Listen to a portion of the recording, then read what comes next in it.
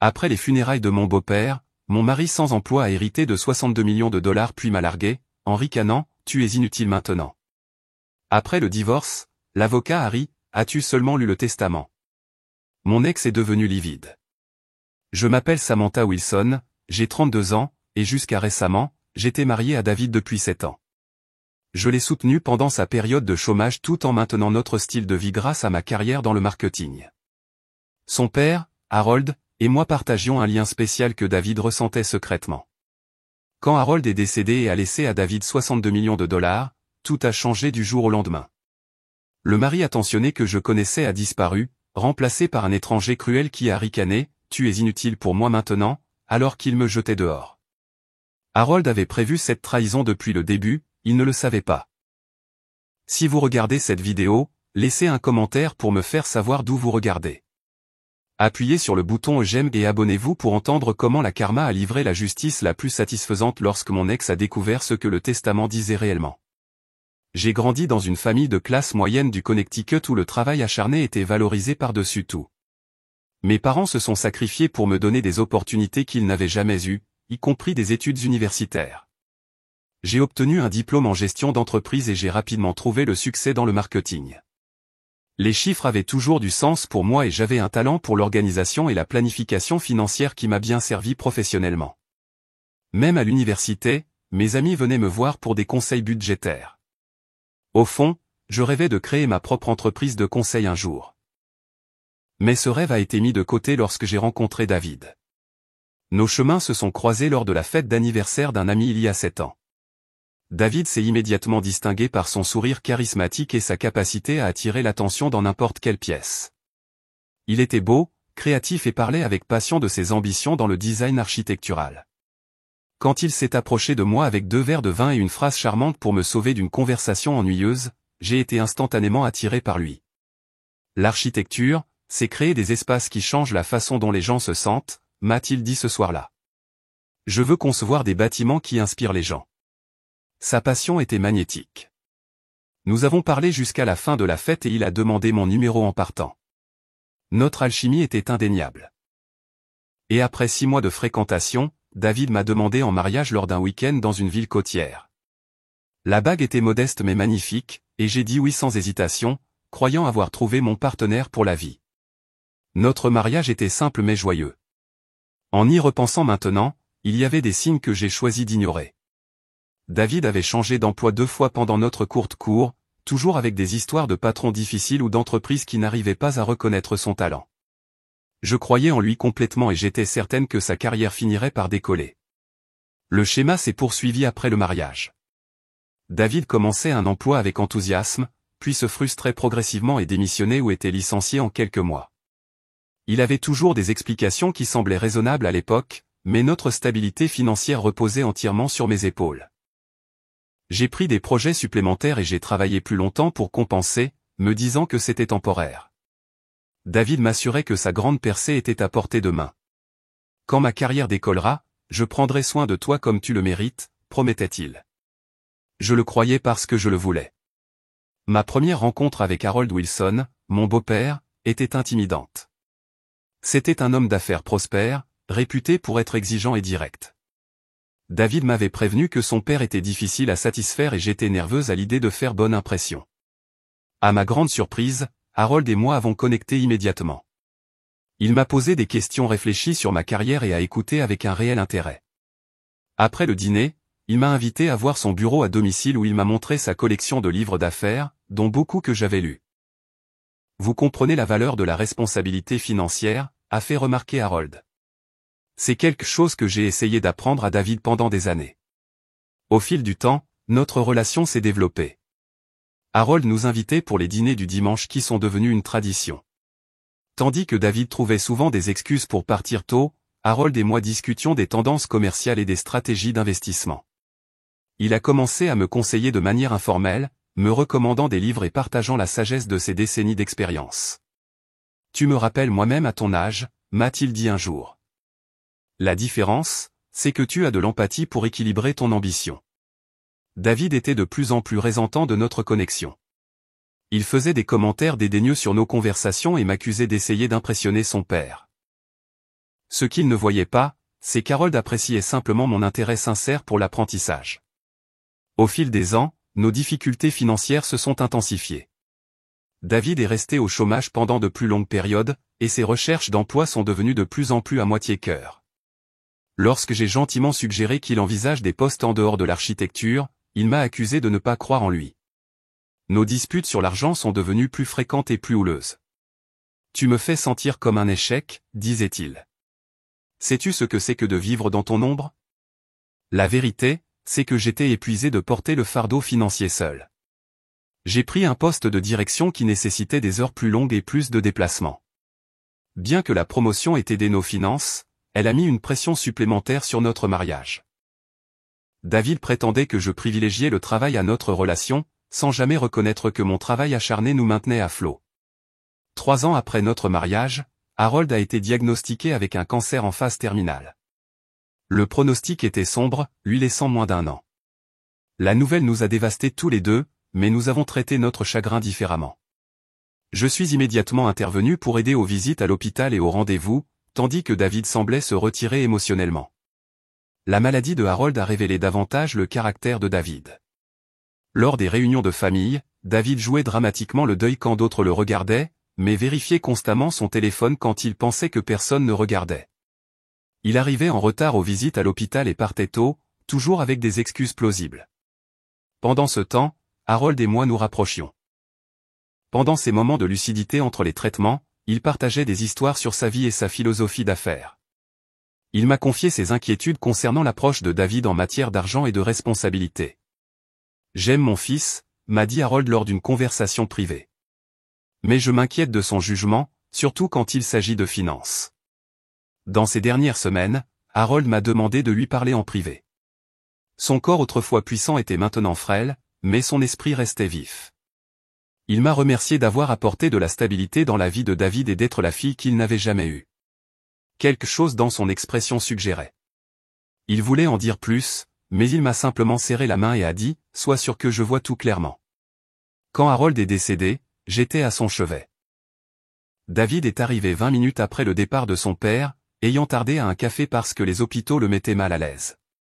J'ai tenu la main de Harold jusqu'à la fin, lui promettant de m'occuper de David et d'honorer sa mémoire. Je n'avais aucune idée à l'époque à quel point ce moment deviendrait prophétique. Les funérailles ont eu lieu dans l'église préférée de Harold, remplie de collègues, d'amis et de membres de la famille.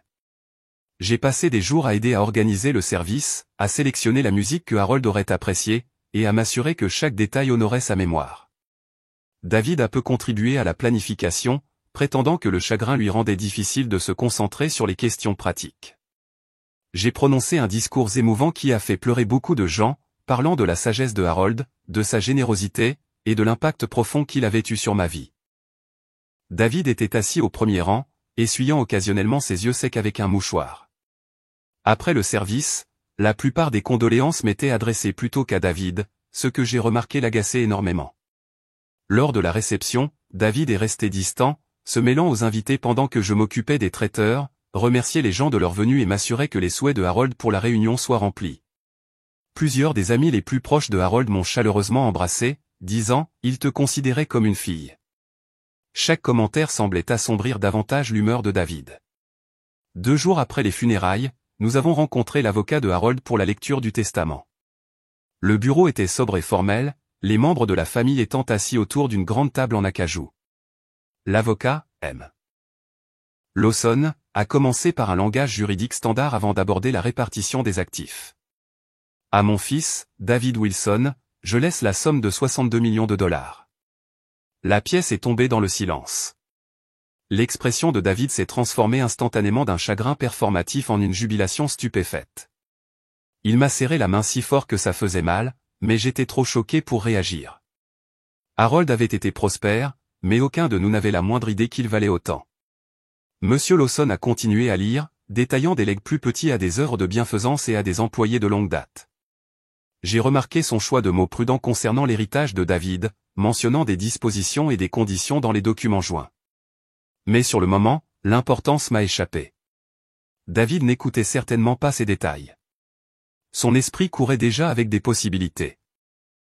Nous devons fêter ça, a annoncé David dès que nous sommes sortis du bureau de l'avocat. Sans me consulter, il a réservé le restaurant le plus cher de la ville, commandant du champagne et appelant des amis pour nous rejoindre. Son chagrin avait disparu, complètement remplacé par des projets euphoriques sur la façon de dépenser sa nouvelle richesse. Le lendemain matin, je me suis réveillé pour trouver David au téléphone avec un concessionnaire de voitures de luxe. L'après-midi, il avait acheté une voiture de sport à 200 000 $ sans m'en parler. Lorsque j'ai exprimé ma surprise face à cet achat impulsif, il a rejeté mes préoccupations. « C'est mon héritage », a-t-il dit avec une nuance que je n'avais jamais entendue auparavant. « Je n'ai pas besoin de permission pour le dépenser. » En quelques jours, les changements financiers sont devenus apparents. David a déplacé de grosses sommes d'argent sur de nouveaux comptes avec seulement son nom. Lorsque je me suis connecté à notre application bancaire commune, j'ai découvert que les mots de passe avaient été modifiés. Il a rejeté mes questions, disant qu'il organisait les choses et qu'il m'expliquerait plus tard. De nouvelles personnes sont soudainement apparues dans nos vies. David a renoué avec de vieux amis qu'il ne m'avait jamais mentionnés auparavant. Des associés d'affaires se sont matérialisés avec des opportunités d'investissement qui nécessitaient une attention immédiate. Notre maison, autrefois paisible, était constamment remplie de ces étrangers discutant d'affaires et d'opportunités. Les dépenses de David ont considérablement augmenté. Les vêtements de designer ont remplacé toute sa garde-robe. Il parlait d'acheter des propriétés de vacances dans des endroits exotiques. Les dîners dans des restaurants exclusifs sont devenus des événements quotidiens, rarement avec mon invitation. Lorsque j'ai posé des questions sur ses dépenses, David semblait agacé. « Vous savez combien d'argent j'ai maintenant ? » « Ce n'est rien, » a-t-il dit avec dédain.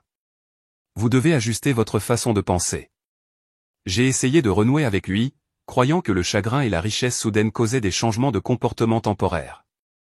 Je lui ai préparé son repas préféré un soir, en mettant la table avec des bougies et du vin. Il n'est jamais venu. Mes appels allaient en messagerie vocale. Il rentrait après minuit, sentant le parfum cher et l'alcool, mentionnant quelque chose sur un dîner d'investissement avant de s'endormir. Le lendemain matin, j'ai suggéré de parler de nos projets d'avenir maintenant que notre situation financière avait radicalement changé. Peut-être que je pourrais réduire mes heures de travail. Peut-être que nous pourrions enfin fonder la famille dont nous avions discuté il y a des années. David a donné des réponses vagues et non engageantes. « Nous avons beaucoup de temps pour régler ça », a-t-il dit, déjà en train de parcourir son téléphone. « Je dois me concentrer sur la gestion de cet argent en ce moment. » J'ai gentiment suggéré une thérapie de deuil, notant que le changement radical de son comportement pourrait être lié à la perte de son père. David s'est moqué de l'idée. « Je n'ai pas besoin d'un thérapeute », a-t-il rétorqué. « J'ai besoin que tu arrêtes de m'analyser et que tu me laisses de l'espace. » J'ai fermé l'ordinateur portable et je me suis penché en avant, regardant chacun d'eux dans les yeux tour à tour. Pendant 15 ans, vous avez vécu vos vies comme si je n'existais pas. Vous avez célébré des fêtes, partagé des étapes importantes, vous êtes soutenus mutuellement à travers les difficultés. Vous étiez une famille dans tous les sens du terme, juste sans moi. Et c'était votre choix. Rien n'arrive à notre mariage, a-t-il dit froidement. Mais quelque chose t'arrive. Tu es devenue contrôlante depuis que l'argent est arrivé.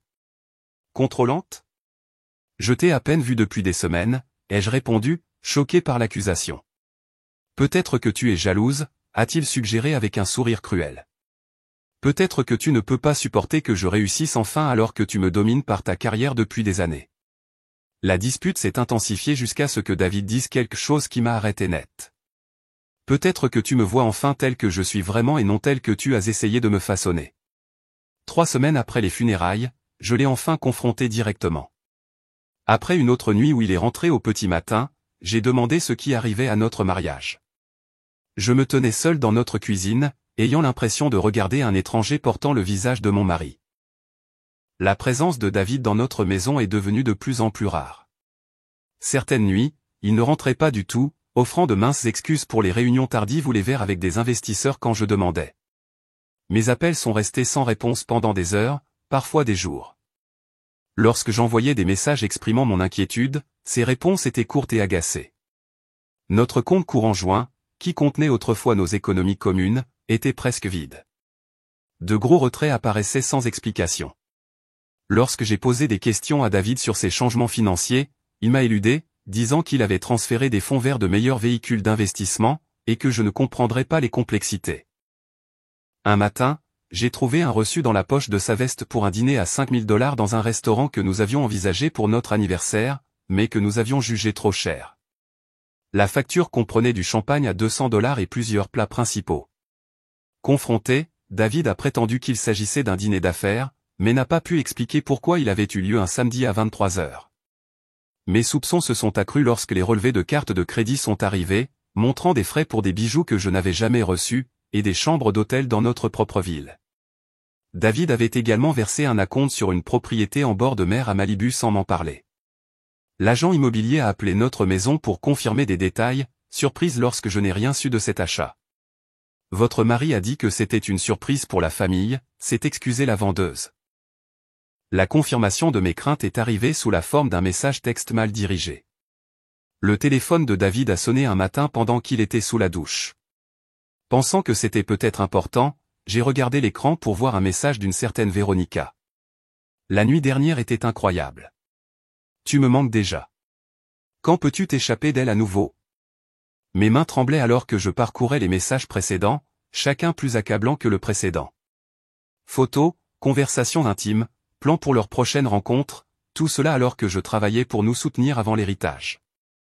Les preuves suggéraient que l'affaire avait commencé peu après les funérailles de Harold.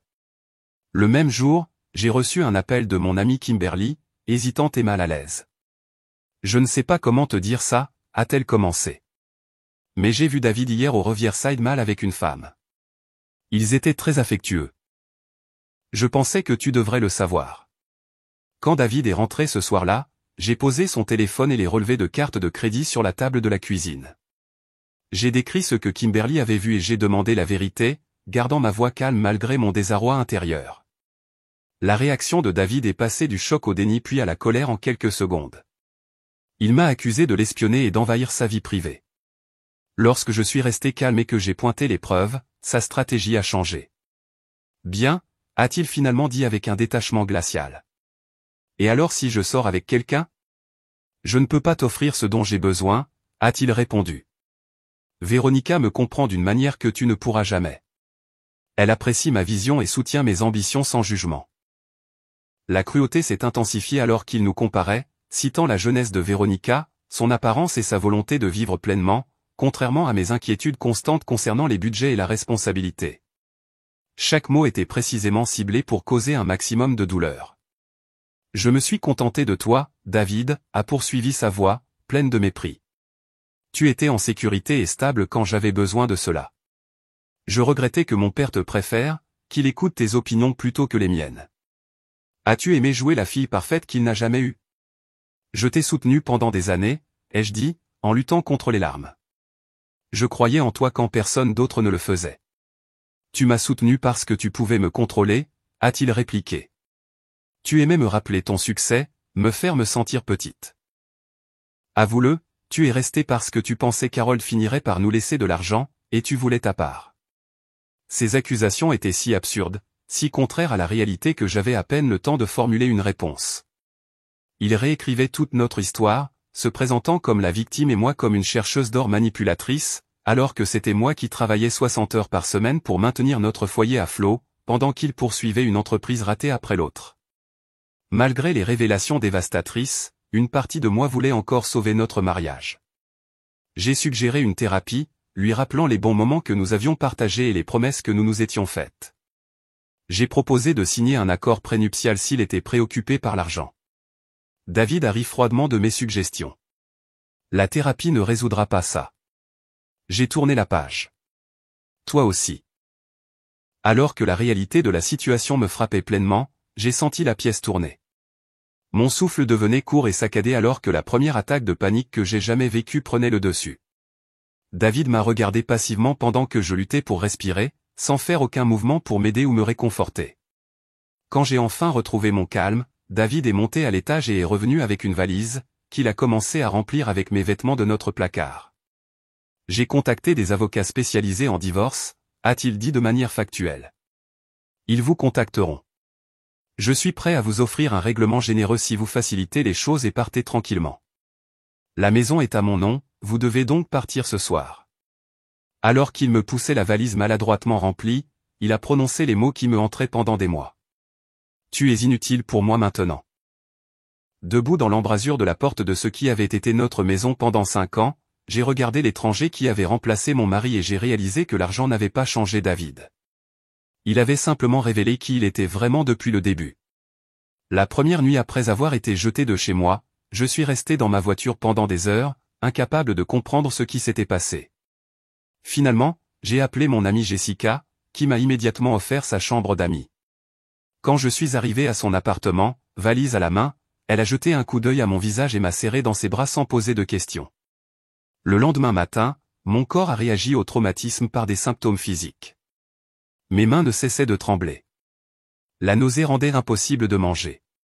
Le monde semblait distant et irréel, comme si j'observais tout à travers un verre épais.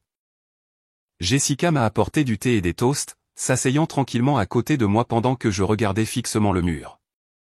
Il m'a jeté comme si je n'étais rien, ai-je finalement murmuré.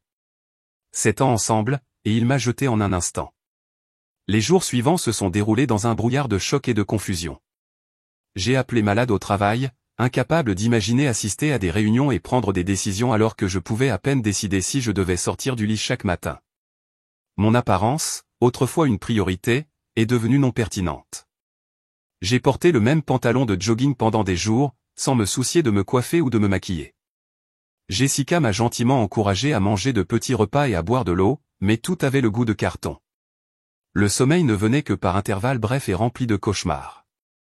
Je me réveillais haletant, rêvant de tomber ou d'être abandonné dans des endroits vides. Le poids de la trahison ressemblait à une pression physique sur ma poitrine, rendant chaque respiration un effort.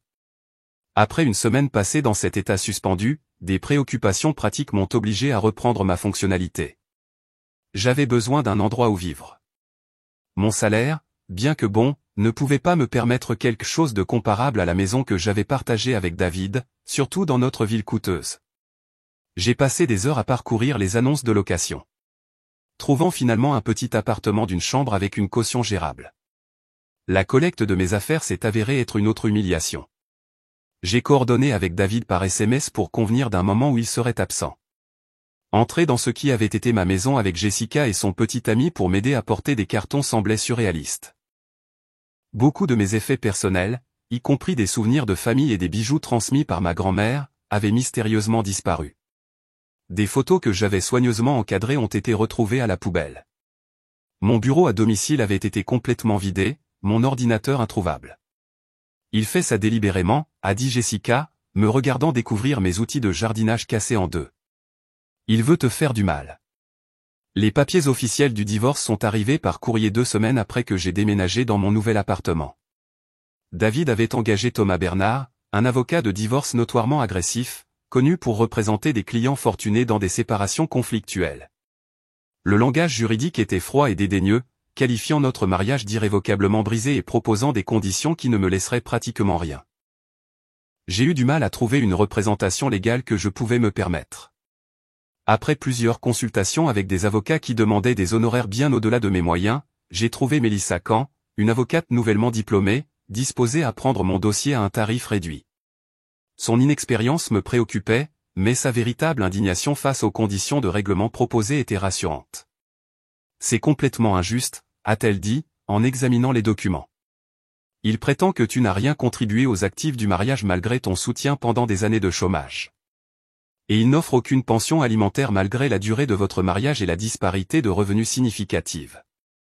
Le règlement proposé m'offrait un paiement unique de $20 000 en échange de l'abandon de toute réclamation sur les biens matrimoniaux et de la signature d'un accord de non-divulgation.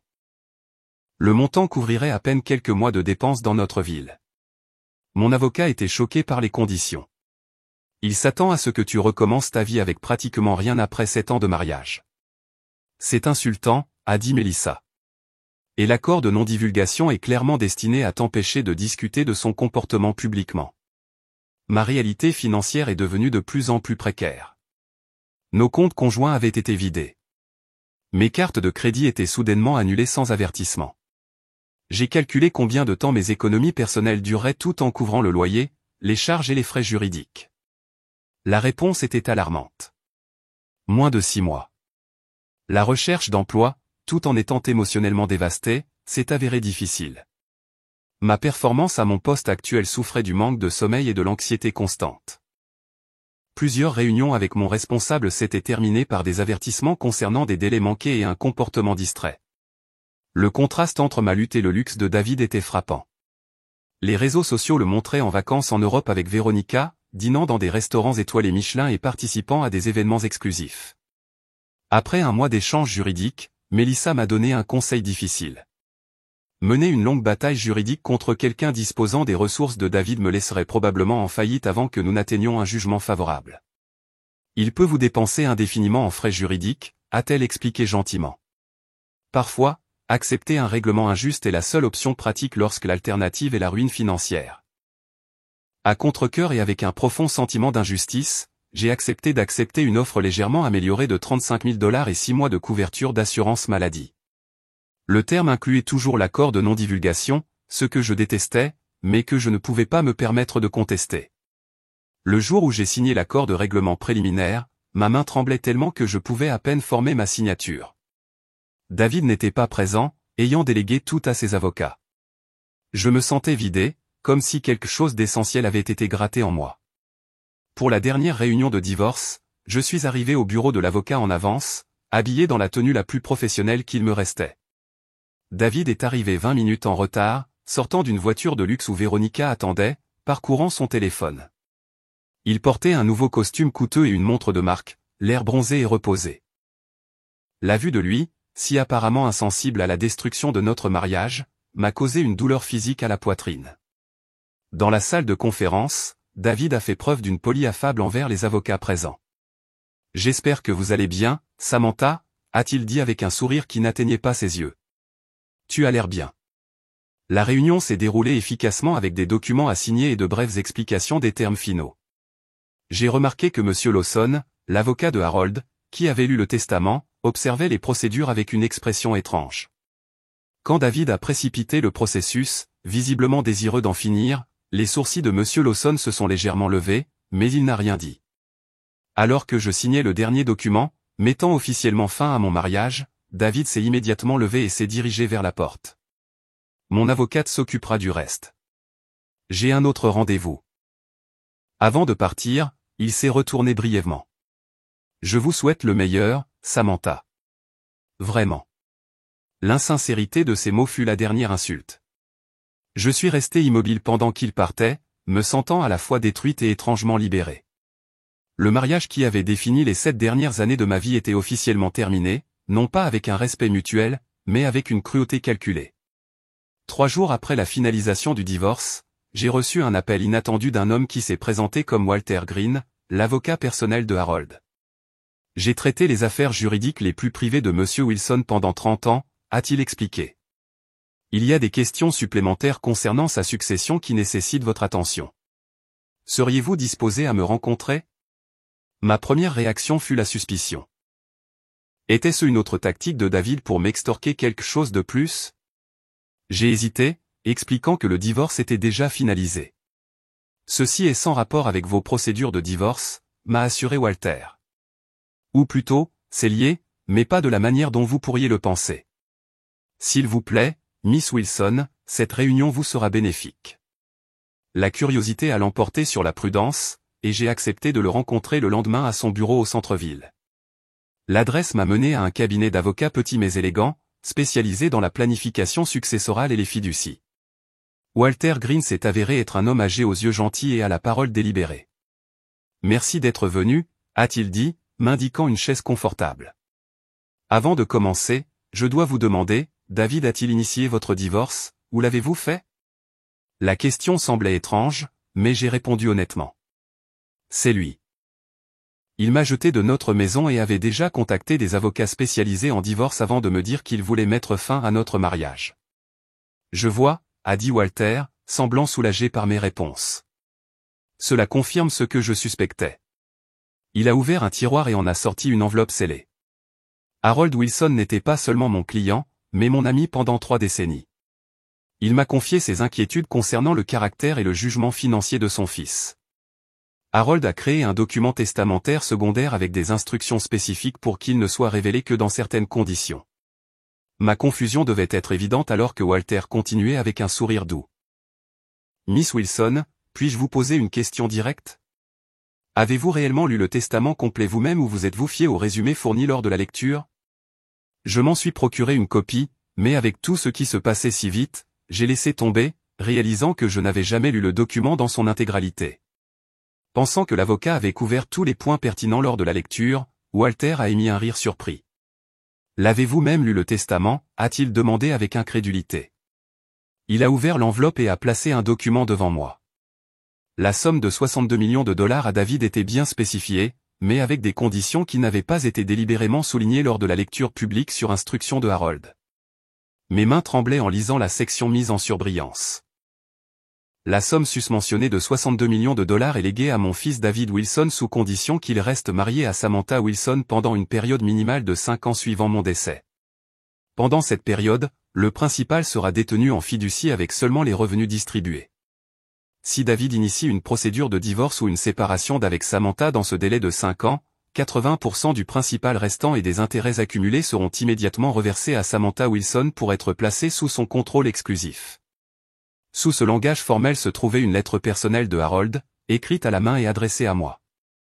Samantha, si tu lis ceci, alors mon fils a fait le choix que je craignais qu'il fasse.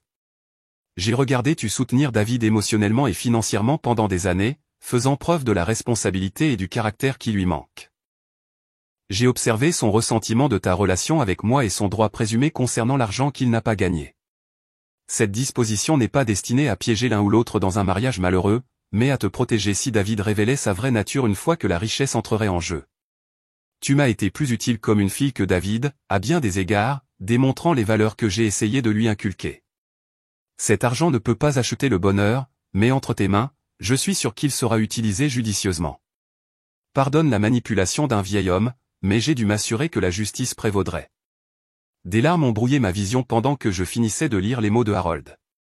La pièce semblait basculer autour de moi alors que je réalisais les implications. Est-ce exécutoire, ai-je demandé, ma voix à peine plus qu'un murmure. Complètement, a confirmé Walter. Harold a créé une fiducie inattaquable avec ses conditions spécifiques. L'avocat de David lors de la lecture du testament était légalement obligé de lui divulguer ses conditions. Mais il ne m'a jamais rien dit sur les conditions, ai-je dit, les pièces tombant soudainement en place. Il a précipité le divorce aussi vite que possible. L'expression de Walter s'est assombrie. Cela suggère que David a peut-être payé pour que des informations soient omises ou qu'il a découvert les conditions après coup et a tenté de finaliser le divorce avant que vous n'en ayez connaissance. L'un ou l'autre scénario constitue une fraude potentielle. Il s'est penché, plaçant une carte de visite devant moi. Je serais disposé à vous représenter dans cette affaire à moindre coût. Harold aurait voulu que je m'assure que ses souhaits soient respectés. Avant que je puisse répondre, mon téléphone a commencé à vibrer continuellement. Des messages textes et des appels manqués de David inondaient l'écran, chacun plus désespéré que le précédent. Il faut qu'on parle tout de suite. Il y a eu un terrible malentendu.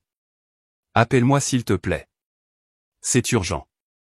Walter a observé les notifications avec les sourcils levés. Il semble que David vient de découvrir ta rencontre avec moi. Ce soir-là, alors que je traitais la révélation dans l'appartement de Jessica, la sonnette a retenti à plusieurs reprises. Jessica a regardé par le Judas et s'est tournée vers moi avec de grands yeux.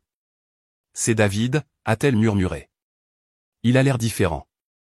Quand j'ai finalement accepté de lui parler, le contraste avec notre dernière rencontre était choquant. Disparu était l'homme confiant et cruel qui m'avait rejeté. Devant moi se tenait quelqu'un de pâle et secoué, des vêtements de marque, les cheveux en désordre, négligés. L'arrogance avait disparu de sa posture. Samantha, s'il te plaît, a-t-il commencé, la voix tremblante. Il y a eu un terrible malentendu. J'ai fait une erreur. Une énorme erreur.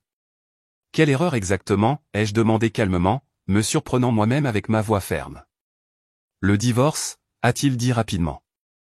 C'était hâtif et inutile. J'étais confus, en deuil de mon père. Je ne pensais pas clairement. Tu avais l'air très clair quand tu m'as dit que j'étais inutile pour toi, ai-je répondu. David a eu un hoquet à ses propres mots qui lui étaient retournés. Je ne voulais pas dire ça. J'étais sous une pression énorme. L'héritage, la responsabilité. J'ai dit des choses terribles que je regretterai toujours. Sa performance aurait pu être convaincante si je n'avais pas lu la lettre de Harold. J'ai étudié le visage de David, voyant un calcul derrière la contrition apparente. Je t'aime toujours, a-t-il continué désespérément. Nous pouvons arranger ça. Nous pouvons nous réconcilier et recommencer. Je te rattraperai pour tout. Je promets. J'ai posé la question qui allait tout révéler. Quand as-tu découvert la clause dans le testament de ton père? Son hésitation m'a tout dit.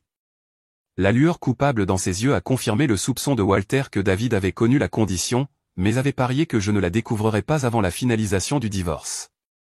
Le divorce est déjà finalisé, David, ai-je dit calmement. Le façade s'est effondré instantanément. David est tombé à genoux, toute prétention abandonnée. S'il te plaît, tu ne comprends pas. J'ai déjà dépensé des millions. J'ai acheté des biens immobiliers, investi dans des start-up, pris des engagements. Véronica est partie quand l'argent a commencé à manquer. J'ai besoin de ton aide, Samantha. Nous pouvons nous remarier, satisfaire les termes de la fiducie. Tu as besoin de mon aide, ai-je répété, l'ironie étant presque accablante. Je me suis laissé emporter, a-t-il plaidé, les larmes coulant sur son visage. L'argent, l'attention, c'était enivrant. Je n'étais pas moi-même. En le regardant supplier sur le sol de l'appartement de Jessica, j'ai réfléchi à la façon dont j'aurais agi différemment avec une richesse soudaine. J'aurais sécurisé notre avenir, peut-être lancé l'entreprise dont j'avais rêvé. Peut-être même aider David à poursuivre ses ambitions architecturales légitimement. Tu avais raison sur une chose, David, ai-je dit finalement. Je suis inutile pour toi maintenant. Les tentatives désespérées de David pour se réconcilier sont devenues de plus en plus élaborées dans les jours suivant notre confrontation. Des arrangements floraux coûteux sont arrivés quotidiennement à l'appartement de Jessica jusqu'à ce que je demande au concierge de les refuser. Des bijoux sont apparus avec des notes implorant une autre chance. Il a attendu devant mon lieu de travail avec des gestes grandioses qui nous ont embarrassés tous les deux. Lorsque les cadeaux n'ont pas réussi à me convaincre, David a recruté des amis communs pour plaider sa cause. La plupart ont vu à travers son soudain changement de cœur, mais quelques-uns ont suggéré que je devrais envisager la réconciliation pour votre bien à toutes les deux. Aucun ne connaissait les conditions du testament protégé par la confidentialité juridique. Ces promesses ont atteint des proportions absurdes. Il a juré de mettre tous les actifs restants à mon nom. Il a proposé de signer un contrat, me donnant un contrôle financier complet. Il a suggéré de renouveler nos vœux lors d'une cérémonie extravagante pour prouver son engagement. Chaque proposition révélait que son attention restait entièrement concentrée sur l'argent, et non sur la relation qu'il avait détruite. Pendant ce temps, Walter Green a agi rapidement pour faire respecter les termes du testament de Harold. Nous avons déposé les documents juridiques nécessaires pour activer la disposition de la fiducie, déclenchant une réponse immédiate des avocats de David. Ils ont intenté une contre-poursuite alléguant fraude et influence indue, affirmant que je manipulais Harold pour créer le legs conditionnel. L'affaire a révélé des preuves troublantes sur les actions de David. Les dossiers par email ont montré qu'il avait effectivement payé à Thomas Bernard une prime substantielle pour retenir des informations sur les conditions du testament. Les virements bancaires ont documenté des millions déjà dépensés en achats de luxe et en investissements risqués. Le plus accablant était un échange de textes avec Véronica discutant de la manière de finaliser le divorce avant que je ne découvre les conditions d'héritage. Le juge assigné à notre affaire, une femme sévère avec 30 ans d'expérience en droit de la famille, a clairement manifesté son mécontentement face au comportement de David lors des audiences. Lorsque des preuves des violations éthiques de l'avocat ont été découvertes, elle a transmis l'affaire à l'association du barreau de l'État pour enquête. Après 3 mois de procédure judiciaire, le tribunal a statué entièrement en ma faveur. La disposition de fiducie a été jugée valide et exécutoire, les tentatives de David de la contourner par la tromperie constituant une violation manifeste des souhaits légalement exprimés de son père. Avec la décision finalisée, je me suis soudainement retrouvé responsable de la gestion de près de 50 millions de dollars. L'énormité de ce changement m'a d'abord submergé. J'avais toujours été financièrement responsable, mais ce niveau de richesse nécessitait des connaissances que je ne possédais pas. Plutôt que de prendre des décisions immédiates, j'ai réuni une équipe de conseillers financiers légitimes, y compris un planificateur financier certifié, un avocat fiscaliste et un spécialiste des investissements ayant une responsabilité fiduciaire. Nous avons développé une stratégie conservatrice axée sur la préservation du capital tout en générant des revenus durables.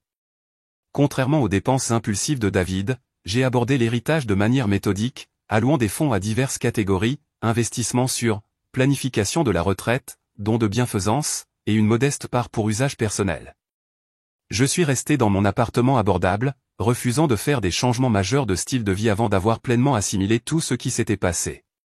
Les parents de David, qui étaient restés distants pendant notre mariage, sont soudainement devenus intensément intéressés à la réconciliation. Sa mère appelait sans cesse, essayant d'abord de me raisonner sur la loyauté familiale, puis suggérant que j'étais vindicative. Lorsque je suis resté ferme, ils ont progressé vers des menaces implicites de contester le testament, suivies d'offres d'un règlement privé si je partageais l'héritage avec leur fils. David a fait des erreurs, mais c'est de la famille, a insisté sa mère lors d'un appel. Harold aurait voulu que tu lui pardonnes. Harold a rendu ses souhaits très clairs, ai-je répondu calmement. Il voulait que je sois protégé de exactement cette situation. Leur dernière tentative fut une rencontre accidentelle soigneusement mise en scène dans un restaurant où ils ont amené un David apparemment repentant pour s'excuser une fois de plus. Je me suis excusé immédiatement, envoyant plus tard un message clair par l'intermédiaire de Walter que toute communication devait passer par nos avocats respectifs. Pendant toute cette période, j'ai progressivement rétabli les liens avec ma propre famille, qui s'était éloignée pendant mon mariage en raison des tactiques d'isolement subtiles de David. Mes parents ont été choqués par toute l'histoire, n'ayant vu que la version édulcorée de notre relation que j'avais présentée au fil des ans. Nous avons toujours senti que quelque chose n'allait pas, a admis ma mère. Mais tu semblais déterminé à faire en sorte que ça marche, alors nous ne sommes pas intervenus. Les amis que j'avais négligés tout en travaillant des heures supplémentaires pour soutenir David m'ont accueilli à bras ouverts. Jessica a continué d'être mon plus grand soutien, offrant une perspective lorsque je doutais de moi-même et célébrant les petites victoires de mon rétablissement. La thérapie est devenue une partie essentielle de mon processus de guérison. Le docteur Larson m'a aidé à reconnaître les schémas de manipulation émotionnelle que j'avais acceptés comme normaux et l'érosion progressive de mes limites pendant le mariage. Nous avons travaillé sur le traumatisme de la trahison et de l'abandon, en construisant des attentes plus saines pour les relations futures. Ce qui est remarquable, a noté le docteur Larson après plusieurs mois, ce n'est pas seulement que vous ayez survécu à cette trahison, mais que vous ayez maintenu votre compassion tout en établissant des limites nécessaires. Alors que la poussière juridique retombait, le comportement de David est devenu de plus en plus erratique. Le charme a cédé la place au harcèlement lorsque ses tentatives de réconciliation ont échoué. Il a répandu des rumeurs parmi ses connaissances à mon sujet, disant que je lui volais son héritage. Des appels téléphoniques nocturnes venaient de numéros inconnus révélant son état d'ébriété alors qu'il alternait entre supplications et accusations. Après qu'il soit apparu accidentellement dans 3 endroits différents où je rencontrais des amis, j'ai déposé à contre-cœur une ordonnance de protection. Le tribunal l'a accordée immédiatement sur la base de preuves de contacts indésirables persistants et de comportements escaladants. Tout au long de cette période difficile, je me suis retrouvé à revenir au plan d'affaires que j'avais mis de côté des années auparavant. Avec la liberté financière de le poursuivre correctement, j'ai consulté des experts de l'industrie, affiné mon concept et mené des recherches de marché approfondies. La boutique de conseil que j'avais autrefois rêvé semblait maintenant non seulement possible, mais parfaitement alignée avec mes forces. J'ai trouvé un emplacement idéal pour un petit bureau, j'ai conçu l'espace pour refléter une chaleur professionnelle et j'ai développé des forfaits de services ciblant les petites entreprises ayant besoin de conseils financiers. Plutôt que de capitaliser sur ma richesse soudaine, j'ai construit l'entreprise sur mon expertise authentique et mon éthique de travail. 6 mois après le lancement, j'ai décroché mes premiers clients majeurs des entreprises qui ont pris une chance sur une nouvelle entreprise basée sur des recommandations personnelles et ma passion évidente pour aider les autres à réussir financièrement. Les retours positifs et les recommandations qui ont suivi ont validé que mon succès provenait de mes compétences plutôt que de mon héritage. Lorsqu'un magazine d'affaires local a inclus mon entreprise dans un article sur les startups à surveiller, la satisfaction que j'ai ressentie a largement dépassé toute émotion liée à l'héritage. C'était quelque chose que j'avais construit moi-même sur la base de connaissances que j'avais acquises au fil des années de travail acharné. Le contraste entre l'approche de David face à la richesse soudaine et la mienne ne pouvait être plus frappant. Alors qu'il cherchait la gratification immédiate et le statut, j'ai concentré mon attention sur la création de quelque chose de durable qui bénéficierait aux autres. L'argent lui-même n'avait jamais été le but. C'était simplement un outil qui m'a permis de créer quelque chose de significatif. 1 an après la finalisation du divorce, je ressemblais à peine à la femme brisée qui avait signé ses papiers. La transformation physique reflétait la guérison intérieure. Je me tenais plus droite, je parlais plus avec confiance, et je souriais à nouveau sincèrement. Mon nouvel appartement, bien que modeste par rapport à ce que je pouvais me permettre, était entièrement décoré selon mes goûts, sans aucun compromis sur les préférences de quiconque. Mon entreprise de conseil s'était étendue à un bureau plus grand au centre-ville avec 3 employés. Chaque jour apportait de nouveaux défis qui engageaient pleinement mon esprit et mes talents. La confiance dans ma démarche et ma voix était acquise par la surmontée de l'adversité plutôt que par la richesse. La thérapie régulière m'avait aidé à traiter la trahison sans qu'elle ne me définisse. J'ai développé des pratiques quotidiennes qui soutenaient la guérison continue, journalisation pour suivre mes progrès émotionnels, méditation pour rester ancré au milieu des grands changements de vie, et création d'un réseau de soutien d'amitiés authentiques basé sur le respect mutuel. Les rencontres amoureuses se faisaient lentement et prudemment. Mes premières tentatives étaient des rencontres autour d'un café qui n'allait jamais plus loin car j'apprenais encore à faire confiance à mon jugement sur le caractère. Finalement, j'ai apprécié quelques dîners agréables avec des hommes qui semblaient sincèrement gentils, bien que je restais transparente sur le fait de ne pas être prête pour une relation sérieuse. Le meilleur dans les rencontres maintenant, ai-je dit à Jessica, c'est que je sais exactement quelles sont mes limites et je ne ressens aucune culpabilité à les maintenir. Alors que mon entreprise prospérait, j'ai élargi mes services au-delà de mes prévisions initiales. Le personnel que j'ai embauché apportait des compétences complémentaires, créant un environnement collaboratif où chacun contribuait à notre succès. La reconnaissance de l'industrie est venue sous forme de prix d'entreprise et d'invitations à des conférences, validant que ma vision avait une valeur réelle. 6 mois après le lancement de l'entreprise, j'ai créé la Harold Wilson Foundation avec une part importante de l'héritage. La fondation se concentrait sur l'éducation financière des femmes, en particulier celles qui se remettaient d'abus financiers ou de changements économiques soudains. Nous offrions des bourses aux étudiants défavorisés poursuivant des diplômes en commerce et des programmes de mentorat pour jeunes entrepreneurs. L'indépendance financière, c'est plus que de l'argent, ai-je expliqué lors de l'événement de lancement de la fondation. C'est avoir les connaissances et la confiance nécessaires pour prendre des décisions éclairées sur votre avenir. La fondation est devenue l'utilisation la plus significative du cadeau de Harold, transformant la richesse en opportunité pour les autres. Chaque boursier ou mentoré qui réussissait renforçait l'idée que la vraie valeur vient de la création d'un changement positif, et non de l'accumulation de possessions. Près de 14 mois après notre divorce, j'ai rencontré David de manière inattendue dans un restaurant du centre-ville. Je venais de terminer un déjeuner d'affaires quand je l'ai remarqué assis seul au bar, fixant un verre à moitié vide. Son apparence m'a choqué, les vêtements de marque remplacés par des pantalons chinoises froissés et une chemise déboutonnée, ses cheveux autrefois soigneusement coiffés maintenant clairsemés et négligés. Il m'a remarqué avant que je ne puisse décider si je devais le saluer. Après une hésitation, il s'est approché de ma table, une ombre de sa confiance passée évidente dans sa posture voûtée. « Samantha » a-t-il dit doucement, « tu as l'air bien. » De plus près, les changements étaient encore plus apparents. Des rides fines étaient apparues autour de ses yeux, et il avait pris du poids d'une manière qui suggérait le stress plutôt que le contentement. « Puis-je m'asseoir un instant » a-t-il demandé, en désignant la chaise vide en face de moi. Contre mon meilleur jugement, j'ai hoché la tête.